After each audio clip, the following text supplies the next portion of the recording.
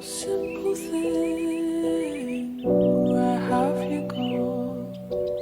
I'm getting old and I need something to rely on. So tell me when you're gonna let me in. I'm getting tired and I need somewhere to begin.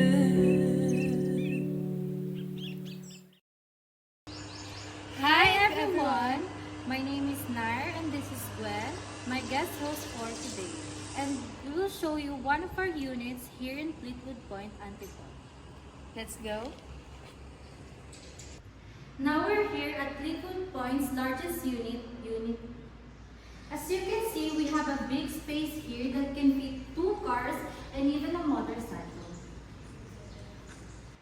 So, Miss Nair, para saan tong space na to? Yes, here you can make your own little garden or pwede ka rin maglagay ng car too small or even a sampayan. Alright, let's go here. Papakita ko naman sa iyo ang ating maid's room. Wow! And syempre, meron din silang own toilet and bath. Tara Gwen, let's go to the main entrance. Wait, Miss Nair. Ano materials ang ginamit niyo dito? Yes, this is a solid tangled wood, which is fungi and termites resistant. Tara, pasok tayo.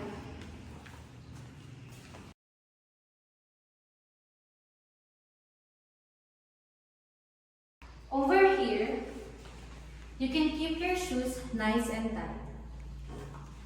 And on the other side, we have our powder room. This is perfect for our guests and for last minute bathroom breaks. Yeah. That's it for Unit E's ground floor. Like, comment, share, and subscribe. Stick around for part 2 and more updates.